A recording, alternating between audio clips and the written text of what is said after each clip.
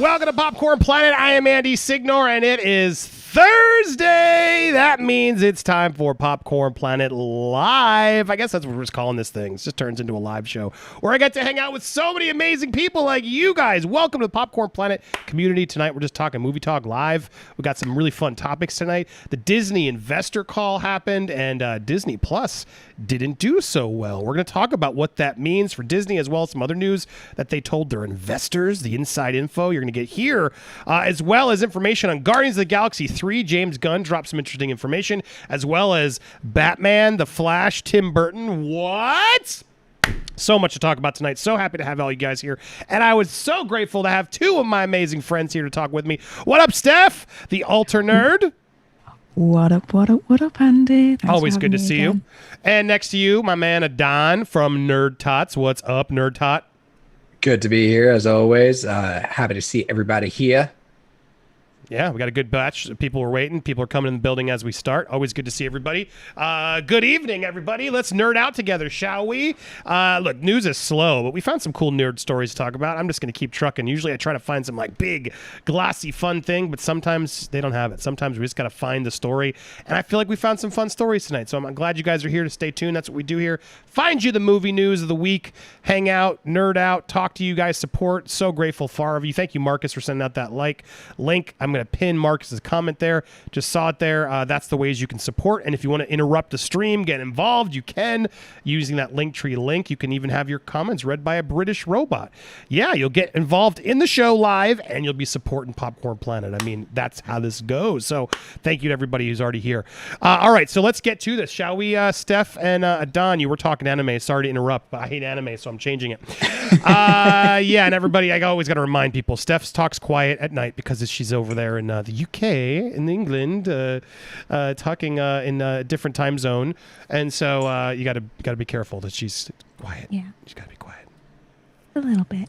You get the sexy ASMR Steph voice. ASMR. So there you go. God, just be very, very quiet. But I will be loud for her. I'll be extra loud for her. All right, but let's get to this first news story. There was a quarterly revenue target, guys. You know, that sounds sexy, doesn't it? But here it is, Disney's quarterly revenue. And it was a mixed bag for Disney, because mostly negative, because they did not hit all of their goals. And Joshua Gray, while we're just as we starting, is I guess re-upped or became a member again. You've been a member before, I believe, but I'd buy that for $1. Welcome as updated membership. Appreciate you, Joshua, staying a member. Sometimes it does, but we still celebrate every time, even if it's an update. So throw some planets in the air for Mr. Joshua Gray, our friend of the channel, who was having a fight with Will last night, and then we resolved it. Always, that's what we do here: resolve things, resolve those beefs. But thank you, Joshua. All right, back to the story at hand. Disney misses its quarterly revenue target. Now, that's not a good thing. You know, they always try to play like things are good. But apparently WandaVision and Falcon and Winter Soldier failed to deliver the kind of Disney Plus subscriber numbers that Wall Street was looking for. Wall Street Disney Company reported a mixed quarterly report on Thursday. Entertainment conglomerate stock fell sharply, dropping more than 4% in after-hours trading. Disney's $15.61 billion in revenue for the quarter fell short of expectations, and its 103.6 million subscribers missed estimates. They were hoping to be at 109 million by now, as well as a $15.89 billion in revenue, guys. I mean, it feels like they should still not be complaining, right? I mean, that's still a lot of freaking subscribers and a lot of money. But when you're a company like Disney, this is a bad deal, because usually you set realistic expectations, right? You always aim low. I remember when we worked at a company, not nearly as big as Disney, but I've worked at Disney too. You set goals that are reachable, attainable goals for your quarters. And so for the fact that they couldn't reach their small attainable goal, not a good thing for Disney, is the bottom line here. So they did fall short. So they were down by almost, what is that? Do the quick math. If that's 5.4 million down subscribers than they were supposed to have. Than they what? So it's proving, they were hoping to zoom past that and surpass what their expectations were. So this is a knock. This isn't a good thing, and that's why the stock has gone down. Now they're going to blame the pandemic, etc. But the theme parks, and that could be a reason why some things didn't work. But the Disney Plus subscribers should have increased given all that information, guys. But it didn't. So they talk about the changes in their way. Bob Iger has been elevated to executive chairman and will leave the company in December. His successor, Bob Chapek, who came through, took the reins, as we know, and a few weeks before it all hit. Man, what a tough way to start Disney. The parks are now opening at limited capacity. We're preparing to work, gas back, but obviously that fell. That fell a lot as well. And then the company also I'm trying to get to they acknowledged that they're going to be releasing Jungle Cruise and Black Widow in their premium focus. So meaning they're going to do the Disney Plus premiere window, which will give you the movie for $30 as well as theatrical. Now, I assume they're doing this, guys, just because if it's an insurance thing. I think they want to sort of ensure that no one gets back to the theaters and see these big movies in June and then gets the Rona and sues them or something. I feel like there must be some safety thing they're trying to be careful of still. That said, Free Guy, I think it's an August or July release. Both Free Guy and I think Free Guy is August, and then Shang-Chi is September. Those two will debut exclusively in theaters and then move to home viewing 45 days later. So it'll be interesting to see if the theaters are cool with Jungle Cruise and Black Widow not going to theaters exclusively, and if they'll allow that to play just like they're doing with HBO Max. I guess they don't really have a choice right now. But exclusive Disney theatrical windows won't start until August. That was the other thing they revealed, with Free Guy being their first big tentpole release exclusively in theaters. They must believe in that film, and honestly, I'm excited for that film. I think that Ryan Reynolds film is going to be a surprise to everybody. But there you go. That was basically the most information we got. They also upped the Major League Baseball, I think, for ESPN or something was the other thing, but I'm not a sports guy, so go find that somewhere else. But the big news here, that Disney Plus subscribers are down. I'm curious, panel and chat, what do you think about this? Are you surprised that Disney has not been able to get more numbers, that they are not hitting their goals? We'll go to you first, Don. Based off of the first two Marvel shows out the gate, are you surprised to see not more growth? Honestly, I'm not surprised. I'm happy that it didn't get a loss, and the reason I'm not surprised is, and we've said this, is the fact that it seems like, yes, they're coming out with new content, but not fast enough or not enough. And when you got companies like Netflix, who is let's say it first, when it comes to streaming networks, they're a big boy on the block. Or even HBO. HBO has new content on a more regular basis than Disney is. Disney has one show coming out a month that's brand new, where HBO may have two, and Netflix, they just bombard you with so many different things because they cycle out their content or they make contracts with everybody else. I'm not surprised. And I would love to see Disney get more, because then that tells me Disney would put more into getting more into their network. But I'm not surprised. I mean, they're putting more into the network. That's not deniable. I think you're right. They're not doing it quick enough, I think is a very valid answer. Steph, what's your take? I agree with Dan. I also feel as well that in terms of the general wider public, a lot of them for the MCU may have just shut off after Endgame. Endgame happened, and then for them that's the end of the MCU. That no one's interested in terms of beyond that, because it ended quite nicely in a bow in terms of the Infinity Saga, especially with WandaVision. The lead up to that, there was so much confusion in terms of what it was all about, what it was going to be, that right off the block, the first major new thing that Disney Plus released, and there was so much confusion about it, and it was like Marmite. You either loved it or you hated it. It wasn't really the greatest first impression of the first major new thing that Disney Plus released. I can agree with that. Here's a good question. Do you think they would have done better potentially if they flipped the order? Did Falcon and Winter Soldier first, then WandaVision later down the line? Hell yeah. WandaVision, I think, was too radical for them to use that first out of the gate for first impressions. I think it was too radical. Yeah, see, I also think what's interesting about the Marvel thing is like they got a lot of Star Wars fans coming in with Mandalorian, which they did, and then that paused. And then the Marvel fans came in. I agree. WandaVision was probably not the one to get all the Marvel people like back ready to go. Yeah, it just wasn't. And I think it did turn off some people. So you had that little loss. Plus, you did have the Gina Carano thing, which look, I don't. Who knows? But they probably lost some. You know, what I mean, you got to be honest. I know a lot of people. I see some people in the comments even saying, "I unsubscribed. I can't support Disney after what they did." That they got political. They made a choice, and that had to have lost some subscribers. And in this type of game right now, you can't afford to do that. And Netflix isn't out there making moves like that. You just got to please everybody. You can't be a political streaming service right now. And I think it was a mistake for them to make that message. Because that's another dip where they might have potentially lost. The WandaVision gained a lot of, there were Marvel fans who liked it, and it did better as it went, clearly.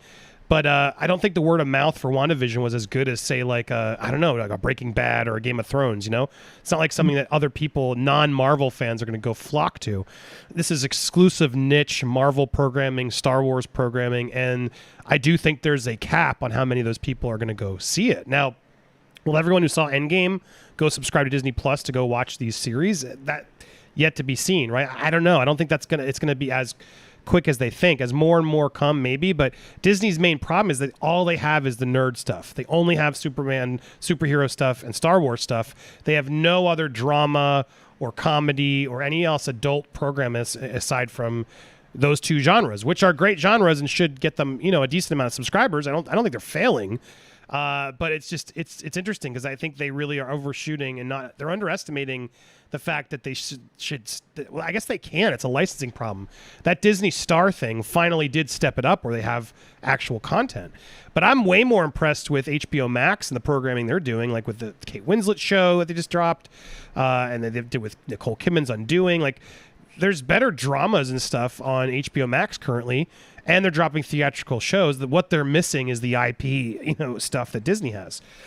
So I think HBO is excelling where Disney's not, but Disney has invested in the IP of the Star Wars and Marvel. But the key to winning this game is having all of those things. You know what I mean? And that's where I think Marvel is currently shooting itself, or Disney rather, is shooting itself in the foot. Plus, by calling out the Gina thing and then getting all those people to leave at that time, I just think it was stupid. They should have just ignored it. Just I don't know. They should have just ignored it and avoid it. I don't think people would have unsubscribed because she was there, because she wasn't even on a show. The show was already over. You know what I mean? It was a weird thing for them to do. So I'm not surprised by this dip. And I don't think they have anything coming up that's going to get it go, that much higher. Like Loki is another one of those shows that, Tom Hiddleston's popular, right? He could be a little bit of a draw. It seems like it might be the first thing that's like post Endgame, where people who maybe didn't tune in the other ones might come for him, and then they might check out the ones they missed. I could see that maybe happening, but like right now, the Bad Batch, that's not going to bring in huge numbers. And then there's really nothing else. And then the movies are all going to start going theatrical, and then people will probably just go see the movies. I don't know what the draw is to Disney Plus. What else is coming out this year that everyone's like excited for on Disney Plus? We got Loki, and then we got to wait until what? Miss Marvel, and what else is coming? It's like it's pretty much the dregs right now. You're just like, there's not a lot there. There's no Book of Boba Fett, I guess, maybe coming out. Is it supposed to come out at the end of this year? And even that, I'm not that excited for. I'd much rather see Mandalorian season 3 than Book of Boba Fett. Or do you guys agree? Are you what are you excited for? I guess Obi-Wan will probably be by the end of the year or beginning of next year. I'm intrigued by that. But is there anything else in the commenters too? Don, is there something you're like, I can't wait for this to come and drop on Disney Plus within the next year time frame? That's what I was actually just double checking to see when they're releasing Marvel What If. Granted, it's animated, but I'm interested to see how they're going to pull off those storylines. Did they give a date yet? No, they just said mid 2021, I think. So that's going to be like their animated Marvel stories, like short stories of like, what if Captain America never woke up, or what if they were zombies and stuff like that. I'm actually interested because I love weird storylines like that. Yeah, there could be some fun stories there. Mm-hmm. But also, like, how for cartoons, how are they going to keep it for kids, or are they going to make it? I'm not that excited for What If. I mean, it's intriguing, but I would never subscribe. That's not going to bring in subscribers. That's like a deep cut niche thing for Marvel fans that like the Bad Batch, I think. I don't think it's going to draw anything. But what about you, Steph? Is there anything you? And I'm trying to look at the chats too. Is there anything you upcoming on Disney Plus for the next year you can think of? You're like, yeah, I do want to watch that. No. I'll watch it because I'm intrigued, but I'm not like jonesing for it, if that makes sense. I'm intrigued in Loki, I have to admit, because I am a Tom Hiddleston fan. But that's pretty much it, really, in the grand scheme of things. But the other point I wanted to make that I just thought of is that you may not be having a lot of people going to Disney Plus at the moment because they already have the films anyway that's on Disney Plus. Yeah. Either DVD or digital download. They'll already have the films from Disney that they want anyway. So what extra incentive do they have to kind of repeat their library and get Disney Plus? Yeah, well, I mean, as a parent, I watch Disney Plus a lot just because my kid, excuse me, my 2-year-old loves Cars. I've watched the Cars trilogy, way more than I expected to watch it again. But I do, and for kids stuff, like it's nice. I understand as a parent, it can be good, but even my older kids, they don't usually choose it. There's nothing on there. It's so weird. Like the Mighty Ducks show, I saw someone talk about. Like I might check it out at some point, but it's not something I'm going to rush to. I'm going to watch the High School Musical show because my daughter does like that. And I'm a fan of Olivia Rodrigo, Driver's License Girl. I'll probably follow that up with her. So I'll watch some stuff on Disney Plus. And I'm not going to lie, but I don't know. It's not a big draw. And I don't see people coming in droves. There's nothing upcoming.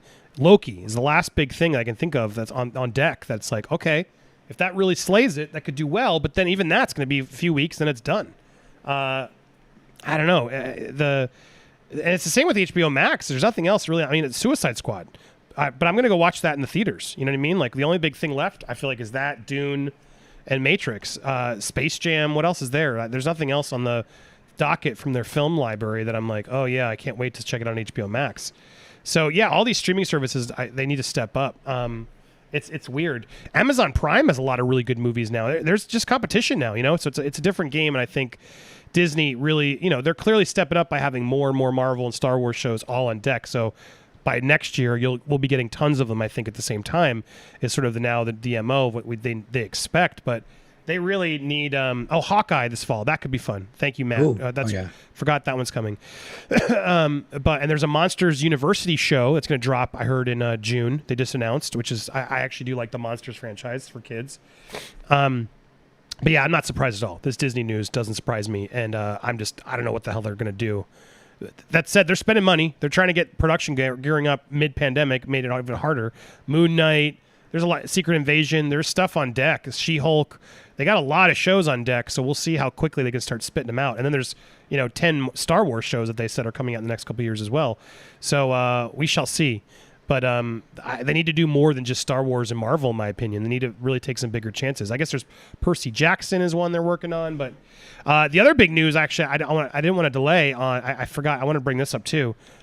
Side story. But here's an interesting sort of. Is that the link I wanted? Yeah, here it is. Amazon Lord of the Rings series, I think this has already been out there, but $465 million budget. I saw that headline, and I didn't even remember that Amazon was doing a Lord of the Rings series. So I'm actually $465 million because they're basically building huge worlds. Now this show that they're investing in, they already paid $250 million for the rights, so that's they paid that, and so now $465 for just one season plus that, and they have to do 5 seasons. They've committed to 5 seasons, so this show is already in the billions.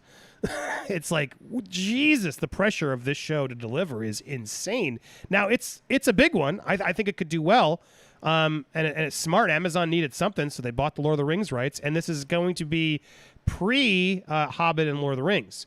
So it's going to be set thousands of years before the events of The Hobbit. Lord of the Rings take viewers back to an era in which great powers were forged, kingdoms rose to glory and fell to ruin. Unlikely heroes were tested, hope hung by the finest of threads, and the greatest villain that ever flowed from Tolkien's pen threatened to cover all the world in darkness. Beginning a time in a relative peace, the series follows an ensemble cast of characters both familiar and new as they confront the long-feared re-emergence of evil to Middle-earth. From the darkest depths of the misty mountains to the majestic forests of elf capital of Lindon, to the breathtaking island kingdom of Numenor, to the furthest reaches of the map, these kingdoms and characters will carve out legacies that live on long after they're gone. The first season, which will consist of 8 episodes, expected to arrive sometime this year. But damn, I mean, that's how you do it. Now, this is a huge gamble to see if this one actually works. You know what I mean? But what do you guys think? I mean, this is how you make big moves, as you buy IP. But my God, $1 billion on a Lord of the Rings show? Do you guys think it's worth it? What do you think, Steph? Hell yes, it's worth it. Lord of the Rings is so rich in terms of its lore and its history that throw money at it and just explore the whole lot absolutely. Knowing that they're investing this much into the Lord of the Rings series that they're doing, it's making me even more hyped and even more hopeful that they're actually going to pull this off and do it justice. So yeah, I'm really looking forward to this one. Yeah, I'm not a huge Lord of the Rings fan, so I'm not as looking forward to it, but I'm curious. And I'm curious, will they make... It's not going to be like Game of Thrones and adult. I imagine they'll keep it more safe, because Lord of the Rings, the books were never like... Hobbit's a kid's book. Lord of the Rings gets more, a little bit more adult, but I imagine they could probably do this as a more family-friendly Game of Thrones, in which case, will that work? I don't know. What do you think, Adon? Well, the funny thing, I was like, just looking at the budget, I was thinking about it, and I remembered, and I had to double check. Avengers Endgame was like $356 million to produce budget-wise. So the quality here is going to be hopefully on par with Endgame, especially if not better. Because listen, like, we watched a 4-hour movie, and that could be summed up in the show. This is going to be a show that's with pretty much the same production value. This is going to be either really epic or a very big loss. I'm very hopeful. I never played the games, but I know the Middle Earth games were very popular, and they have a very extensive lore. Lord of the Rings, beyond what was originally the stories, is very extensive in the lore as well. So I can see them doing a very good storyline. And come on, it's Soren. We all wanted to see more than just a floating eye. It's true. For the villain. Now you'll get to see him in action. It's like, I guess, the Vader of Tolkien coming back in his prime. Yeah, I mean, it's interesting. It's just not something I'm at, but I get it. Everyone's like sort of shocked by the number, and you should be. But you got to remember, who's buying this? Amazon. Who's got all the money in the world? Amazon. Amazon and Apple have so much money that they can take huge swings like this, and who knows if it works. But to have the rights to the Lord of the Rings series exclusively on a streamer, that's a huge exclusive and a huge get. Any streamers would have probably paid.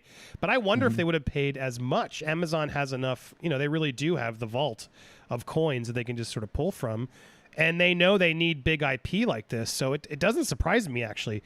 But, the audience is hardcore. But did The Hobbit do as well? That's where I'm at. Like, The Hobbit didn't bring that kind of return in. Now, The Hobbit, I thought, sucked. But I don't think it did as well as the original Lord of the Rings. They made $1 billion each, looks like.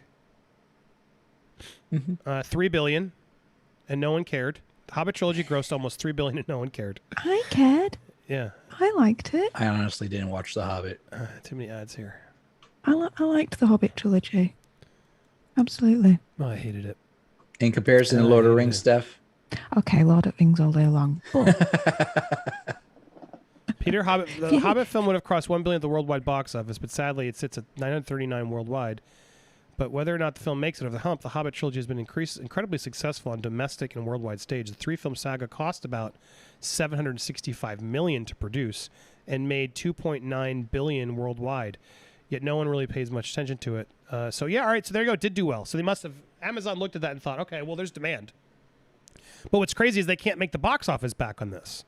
That's why this weird streaming game blows my mind. To be able to spend this kind of money and then pass up $3 billion in revenue from ticket sales. You know what I mean? Like, I can't get over the fact of, like, put it in theaters and then own it exclusively on your streaming service. Don't put it anywhere else. Like, having that second window to me still feels like it's a value, doesn't it?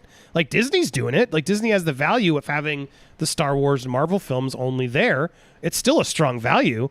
Why not give it a theatrical run, make some money, investment back, and then say debuting exclusive here? Or heck, put the first one in the movie theaters and then watch the rest of them on Amazon, you know, like whatever, if you want to see the part 2s and part 3s.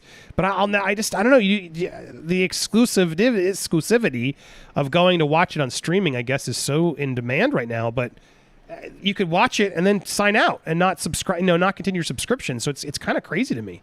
What do you think, Steph? Well, in the current kind of situation, I think that they're going to be earning more if they actually released it on stream rather than cinemas, because not all the cinemas are open in the world anyway, and they're only starting to reopen in the UK, for example. So right, but if you're investing $1 billion in a property, ignore the pandemic, assume we're back in business and this is 2 years from now. $1 billion, you invested $1 billion in this movie, in this project. You would just say, F it, we're going to only stream it and not try to make any revenue aside from it. Yeah, that doesn't make sense when you put it that way. You'd expect like a cinematic theatrical release, get the money from the box office, and then carry that on from a legacy perspective of having it on a streaming service, and then have it exclusively there so you can draw more honeys to the pot, more subscribers to it. Yeah. Especially since you could probably do like the fans of Lord of the Rings, especially like used to the extended editions. So you release a theatrical cut, and then you do the extended Lord of the Rings series cut that people can wait for if they want to see that instead. But that way, you at least can double dip. I feel like you can get some more. I don't know. It's a weird business structure, but I mean, they want people to come in. But still, an 8-week run of a series.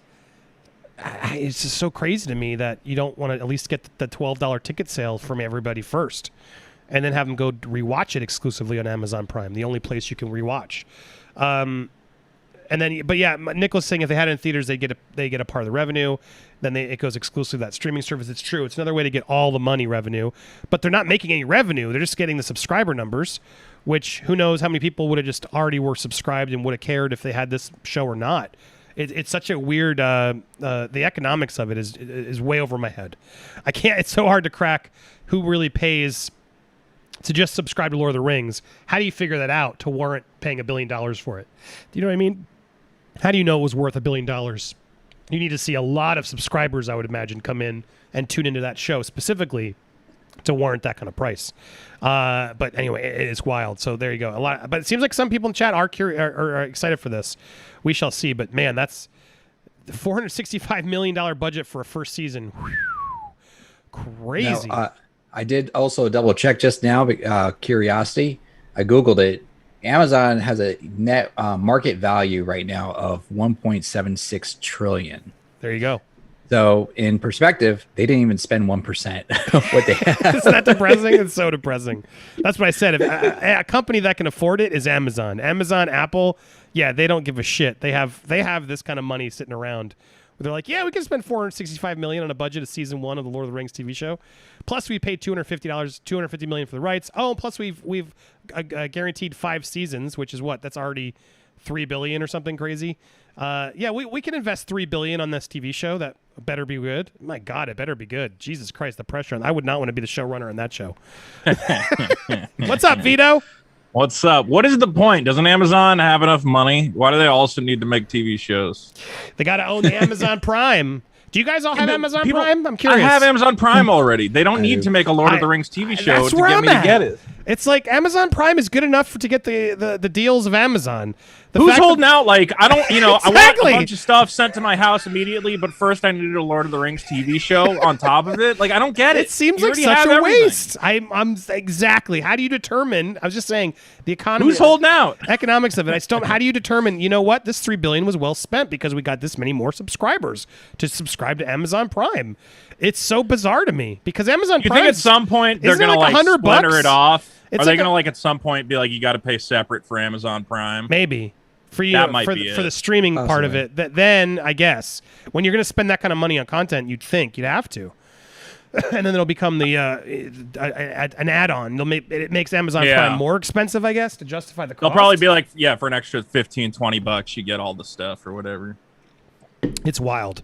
I can't figure it out. But yeah, do you all have Prime? Do you get Prime by you, Steph? Yeah, I've got Amazon Prime as well. I absolutely love it. The lockdown, they've just been taking my money. Yeah. Ordering stuff and everything. What about you, Yeah, Adon? I still use my ex-girlfriend's Prime Oh. for like the last 3 years. I should probably stop because I'm seeing what her and her boyfriend are ordering, and I'm like, oh, Does she I know? don't want to know that. I don't she- need to see Does that. she know? Yeah, she knows. Oh, yeah. okay. She actually called me up because I keep accidentally using her credit card to pay for stuff, and it's Oh, been a whole jeez. thing. Jesus. Do you have it, Adon? Yes, I do, and it's the reverse order. Other people have my account.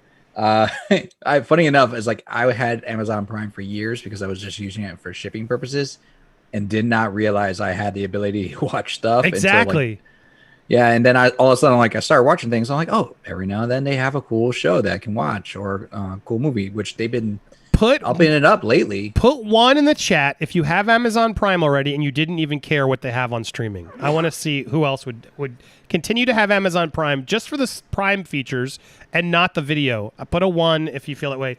2 if you would not. Of course. If you would not have it because you need the streaming stuff. 2 is I want the streaming stuff. 1 is I have it and I'm going to keep it regardless of it. The only reason I started watching it, I mean, I had it forever, but like I guess The Boys and Invincible. Yeah, like that's the two it. things. Well, and Borat. I watched Borat 2 and I watched Coming to America 2. Those are 2 big movies that I did. But that's all check like out. this year. Like, what did they have in like the years prior to? No, the last year I or watched. so. I liked Fleabag. I did watch that one. Never saw it. I did like that They show. had also Marvelous the- Mrs. Maisel. I liked season 1 and then it got terrible. But they've had a couple shows like that. But yeah. Oh, you know what they had, but I think they got rid of? Curb Your Enthusiasm. Jack Ryan. I never watched it, but they have that one with John Krasinski. Yeah, like one I'm thinking of is like their original. So like they also had like A lot The of Tick ones. on top of that, and like John-Claude Van Johnson, and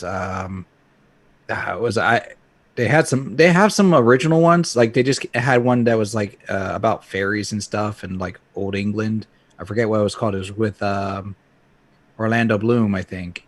He was also in it. I don't know. I I'm Yeah, I outside. haven't got watched my the Prime Fairy account. Show yet. There's too many fucking shows in the world. I've lost track of all of them. All right. Do you I have want that little Amazon thing with the screen? What is it called? What's their device? The that you Echo can or put in your whatever? house? Yeah, I know yeah, what the you're talking Echo about. Show. No, I have an Alexa. I do have an Alexa.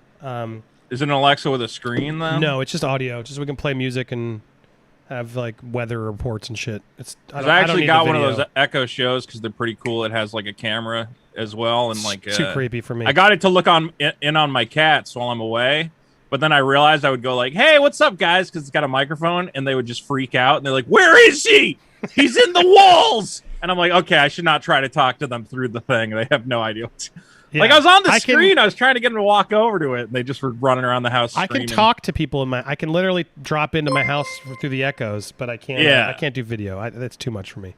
Too much. But yeah, Amazon hears everything. They own it all. They're inside our life. Apple and Amazon or whoever you have, they're all controlling us. It's fucking insane. Real quick, 3 chats. Then I want to go to the other story I teased in my title before we pivot over to other stuff, and I clip this for YouTube's sake. Maximilian, thank you, Maximilian. Did you see what Dave Bautista's take on Bane would be like in the recent interview? Keep up the great work all the way from London. No, I don't know about it. We'll have to look that up. Let's look that up. Remind me, one of you guys help me remember. Let's look up the Bane thing later for Maximilian because I'll have to go find it. Doug also sent one. Thanks, Doug. I'd buy that for $1. For Doug and Maximilian. Benoff and Weiss would be the perfect candidates to be on the Lord of the Rings showrunners, right? No. No. Aw, come on. No. They Are lost you me. really that done with those guys because of one thing? What else have they done? But Game of Thrones was good. It wasn't bad. It ended poorly. They Yeah, rushed that okay, shit. but you got how many great seasons? Were they great at the end of the day? Was it all The worth first it? like 3 or 4 seasons, abso-freaking-lutely. What are you, nuts? So you want to treat that like Dexter and just be like, okay, just watch Game of Thrones up until this point and then quit. I mean, No, it's but I about don't write art. off the thing. Just because you don't stick the landing doesn't mean everything you ever did in your life, all of it. I don't like that. If a guy writes 20 great books and then the last book he writes before he dies is terrible, does that mean he was a bad writer? No. Yeah, it just took it deflated the rest of it for me. Yeah, sure, there was parts, but I'll never go watch it again. I'll never watch it again. I don't understand. I mean, I know you gonna go watch it again? Great. I would watch it again, absolutely, yeah. I wouldn't. I Dude, would have there's trouble so recommending many it. great scenes and dialogue and moments and whatever else. Yeah. You're crazy if you wouldn't watch it again, I think. Yeah, I mean, look, I liked it at the time. We all did, and it just lost interest for me. But yeah, I need to see another show or something from them before I give them the Gladiator thumbs up or down. But I don't want them to. I don't want to see them do Lord of the Rings. Still, they did a really good job with that They're show, and supposed- they screwed up the ending. The Netflix ending is hard. Netflix paid them a fortune too, and they haven't done shit yet. I'm curious to see what they're going to do. They were supposed to do TV shows over there, and they haven't announced anything. So Yeah, I hate to it'll be say it interesting. too. I'm pretty sure that's George R.R. Martin's ending. It is. It is his fault. So it's not on them necessarily. That's Well- the ending. He said, "Here's how it ends. Here's what you got to do." Well, But they HBO could've wanted to changed make it. Yeah, up. they could have fought back and be like, you know what, we don't want to do this. I don't know if you want to change. I mean, you trust the writer at that point. He's the writer. He made the whole thing work up to that point. I mean, they did make some changes before, because prior, because they had Yeah, like they liberties made before some- the book. Sure. So like they could say like we made constructive changes to make it applicable for TV. Yeah, like Walking Dead. Walking Dead had changes that were different from the book. Invincible was different from the book. They just have hints and tales that are tied to I'm the sure book, Game but of Thrones was it's still different. different from the book. I'm sure they took some chances, but Exactly, but you don't have And There's they- a lot and of they- differences, They had to to be look. sure. They had to take chances in the ending because he didn't finish writing it. He just told them where it was going to go, and then they No, but probably, I'm sure he told them adjusted like at things. the end this. Who was on happens the to- throne. Yeah, I don't know if I can spoil it yet, but I'm sure there's still stuff that's going to be different in the book and how it's told. You know what I mean? Is all I'm saying. They got to sort Yeah. of write it. the But book has anyway, more wieners. Look, it's true. It's a good show. There Yeah. were some good moments. It's not awful. I need to see what else they do. David March, thank you, David. Bosch is the best cop show going on right now, exclusively to Prime. I've seen it. I have no idea what it is. They have not enticed me to go click or learn more. So you're the first person who's ever told me that it's good. So that's one little thing. I would need a few more for me to be that invested in TV. I can't just follow one person's. TV is a big commitment for me now. It's like dating somebody. I'm like, do I really want to start this? TV shows I take way serious. A movie, all right, I'll give the movie a shot. But even that, especially when you're a parent, you got a lot of stuff going on. Oh, it's hard to. I know you guys might have more time. I just don't. But David, all right, I heard you. Let's see if some other people tell me. Bunda, Andy, season 8 was good. Get over it. Okay. I'm over it. Thanks, Bunda. You got me over it. That was easy. See how that works? I want to do this one last story that I teased in the title, and then we'll just talk about whatever the hell you guys want. Just send over your comments, your thoughts, your questions, whatever you want to ask. Your personal questions, honestly, ask me anything you want. I'm all here for you tonight, guys. But I want to talk about this because Tim Burton, guys, is he coming back? Sorta. Apparently, slight spoiler alert, they're rebuilding Tim Burton's Gotham City on the sets for The Flash. Ooh, Weird. yeah. So Hollywood's in Stamford at the moment. It's thought to be the new Batman film. The Flash is being shot at Burglary House. Here's some photos, tight security. I mean, there's not really a lot to spoil here just because it's a sort of exterior of sort of there's the Warner Brothers trucks and the houses that there's some smoke and stuff's happening, but it's all under tight lock and key. But as fans deduced, and then they also Flash movie teased a photo of Michael Keaton's Batmobile, so the Batmobile might be back. But what's really cool is what was it? Hold on, fans. Is it on here or did I see it somewhere else? Oh yeah, it's on this thread. Sorry, the fans on the Twitter thread figured it out. Spot of the day. Whose lights? The new Batmobile sucks. Where was it? Hold on. Sorry. It's anyway. Somebody figured it out. This is where Batman shot. So this is apparently Wayne Manor. I knew it. So Yay! As soon as I saw the building, I'm like, that has to be Wayne so Manor. the fans were figuring out that this was. Sorry, I forgot who said it, but they're like, wait a second, that's where Wayne Manor was shot in the first Batman. that looks like the original. That this is the original Wayne Manor from the first Batman movie. Woo woo! So yeah, they're filming at the original '89 Wayne Manor. So which I forgot, but yeah, there it is. So the fact that they're going back to the roots. They're using Tim Burton's 89 locations. And apparently there's also talk that this article goes and says they're building full-on sets in the style of Tim Burton's Gotham City as well, is what the rumors are, in addition to everything else. So that's fucking cool. I'm kind of like getting a nerdy school, like, woo! They're using parts of Glasgow and Edinburgh, Scotland to recreate Gothic scenes from the classic Batman movie, appearing as flashbacks. So we'll be seeing a lot more of Batman's Burton universe than just Michael Keaton. So what do you guys think? What do you guys think of that new news? That's pretty amazing. Also, look who just joined, Funny Pump! I'd buy that for $1. Throw those planets in the air for the Funny Pump. Welcome, Mr. Funny, Mrs. Whoever your thing is. Funny Pump, welcome. So happy to have you here as a Popcorn Planeteer. Actually, you're a Nerd Warrior. You stepped it up even further. Yeah. Ooh. Now, if you want to get any of the benefits of a Nerd Warrior, you have to DM me and let me know. Sometimes people just like to support because it's a little bit more because they can afford to, and then they don't care about the benefits. But if you'd like to, reach out. I'll make sure you get hooked up. Once you're a member for a couple months at that level, you can get in on one of these streams and get into a nerd war with us. So stay tuned. So thank you, Funny Pump, for joining. Throw those planets in the air for Funny Pump. Welcome. You get another one just because I like it. I'd buy that for $1. Fatality. Ooh. So thank you. Welcome to the community. So good to see you. Who else is new here? If anybody else has just stumbled upon us, sometimes it's always fun to figure out. Throw a 8 in the chat if you just stumbled upon Popcorn Planet Live tonight. You're like, what's going on here? I'd love to say hello to you. So throw an 8 in the chat if you're new. Meanwhile, Curtis sent over a chat. Thank you, Curtis. Amazon should release the first 2 episodes of Lord of the Rings series in theaters as a movie, then release it a month or so later on Prime along with the 3rd episode. I'm with you. I figure that you should figure out some cool hook to get people in, get some money back, and then be like, yep, you can watch it all over here. And that would be a lot of fun. So that's what I think. But thank you, Curtis. That was very generous of you, and I agree. I would like to see that. But before we get to new topics, and I'm going to go back to Max's question about Maximilian's about Bane. What about Vito? Are you excited about this? Or do you think this is too much fan service? Do you like that they're going to be really truly recreating the Burton universe?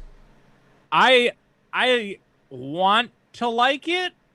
I want this to be like used sparingly, There's this I'm excited for certain things where it's like, fan service and revisiting the past or whatever else. I just don't want it to become like a trend where, I don't know. There's a lot of this, remember this, remember this, remember this. And sometimes it's done tastefully, and sometimes you're like, this is going over the top. Now, this kind of seems a little bit tasteful if they're going to the original sets. It's not just Michael Keaton Batman, but they're actually trying to recreate the whole look and feel of the Tim Burton movies and everything else. And it works very well in the comic book universe where you always have the multiverse setups and people going across different universes and whatever else. So it's good here. But Warner Brothers does have a problem of being like, here's Space Jam with the guys from Clockwork Orange. And you're like, stop, don't do that. Okay, there's like a limit at certain points. It is so weird. So this seems tasteful. I'm just going to be mad if Bugs Bunny shows up at one point or something stupid like that. I'm going to be like, all right, just keep your crossovers to a if Nicolas Cage shows up as Superman, is that okay or is that too far? No, that's good. That's fine. That's fine with me. I don't. If Nicolas Cage does anything, it's always fine. It does not matter. I don't care what it is. Even if he shows up as Clockwork Orange, then you're okay with it. God, man, if Nick Cage shows up in the Superman outfit at one point, that's such a good idea, actually. He's like, Batman, what's going on? The rumor, sorry to spoil it, the rumor is that he's the Superman in Burton's universe. Right. Because that was Tim Burton's Superman. Yeah. So the rumor is... Is he going to show up in that black suit with the LEDs running up and down? There's been speculation about it. I've reported on it. Did you ever see that suit, the Superman suit for Nick Cage? It's amazing. But what an honor. It wasn't black. It was John blue. Schnepp, too, if they get that done. Was it blue? I thought it was black and silver with like LEDs all over it. No, you might be thinking of his hair. He had the long hair that was going on at that time. Nicolas Cage Superman suit. There's a video of it. It looks ridiculous. John Schnepp did a whole video. Documentary. Okay, no. I know there's a blue suit, but there's another exclusive screen test. Yeah, the one with the purple. You're talking about this. Like here, they're here. Hold on. What are you? I have Let me on see what screen. you're bringing up. Yeah, that one with the lasers on it. This thing. Yeah, that thing. Yeah, that's the one. But Nick I want him Cage to wear not that. one. Oh, you just want him to wear that? Yeah, you should show up glowing and whatever else. They have a video of it too. Yep, there it is. What's happening, Batman? It's me, glowy Superman man. Oh yeah. Oh yeah, that little looked ridiculous. I mean, in the comics, Superman did have a stint where he was like an energy being, and he was blue. Yeah. I mean, look, I applaud them trying to do something different. There Oh it god, it was. looks terrible. It looks I like love it. was it Batman? That looks Robin? good. With I like Mr. that one. Freeze. Yeah. It looks you like guys a can't see Superman it, version sorry. of Mr. Freeze. I forgot to switch the. You guys aren't watching, but here it is. I see it. No, he's talking Audience about the can now. audience. Oh, the audience can't see it. Now you I, can. Yeah. I like when that effect when it goes up the arms and comes back down. I mean, right it could here. be. I have to say, it does look a slightly better than a fan craziness. Like, but yeah, Yes. Especially back then. Superman. That does look sexy. I like that it's all practical. Like, something about the practical stuff always Yeah. gets me more into it than. Again, this was a CGI screen test. crap. They're still working on it. I think the abs look stupid, but that little effect where it went up the arms and came across the chest, that actually looked pretty good. You In the know right what? light. Looking at that, I would have loved something like that for the Flash suit, Yeah. because that would have been awesome. Like for the practical effects, like when he's running and you see the lightning running through his body. Oh yeah, dude. I think that would have been cool. I like that. Bum, ba, ba, ba, bum, Bum, bum, bum, bum, bum, bum, bum, bum, bum. Copyright strike. Yeah, it'll be cool. I saw a lot of 8s. I'm going to come back to you guys and say hello, but I just was wrapping up this bit. But I was going to say, I like this. So, Steph, Adon, did you have any final thoughts as before I trim this for YouTube's sake? I was always a fan of the background and the sets of the Tim Burton verse. So yes, I am excited for it. Not just because Michael Keaton being in it, but because that was always a cool art style that they did for the sets. And like when they focus on the other movies, yeah, you get more of the city in like the Nolan verse with Christian Bale. But look at that. You're like, it's iconic. When you see it, that's the Michael Keaton verse. When you see the city layout, it's just unique. But then you watch like the other ones, like they kind of blend in with like whatever else is there. So it has its own taste. And that's what I like. But that's me. Steph? Vito, I would have to respectfully disagree with you. The more of this Tim Burton universe in this movie, the freaking better. It's pulling at my nostalgia heartstrings, this. So, yeah, I want Yeah, but at more, a certain more, point, more. haven't your nostalgia heartstrings been pulled in every different direction? You got Ghostbusters, Jurassic Park. Like, what hasn't pulled? I don't know. At a certain point, you got to make something new. But this, I mean, to be fair, it is the Burton Batman. Of all the things to bring back, that one's actually like legacy, fantastic. Yeah, and stuff. the fact that they got Keaton, it's like, oh, they got him back. They got him. Right. Birdman. I himself. never thought he was going to do it again. Right, Steph? It's like, Well, that's the thing. If it was any other Batman that they brought back who had played him before, I'd be like, meh. But this is Michael Keaton. He is the Batman as far as I'm concerned. He's my Batman, so I'm just so stoked to hear all this. I'm like, the more the better. because I get it. It's totally nostalgia. But I'm falling for it. I don't care. I'm totally in on board when we see that trailer and you see Michael Keaton's Batman come back. Oh shit! Fans are gonna lose their fucking minds. It's so smart. It's so smart. They're gonna have movie him could roll be in dog the, shit. The Vito. original It doesn't Batmobile. matter. They're gonna have the Batmobile roll in the original one. Oh, Park on a dime in front of the Flash. oh, and it's gonna steps be, out. and that's the only problem. Ezra Miller's there, and I'm just like, oh.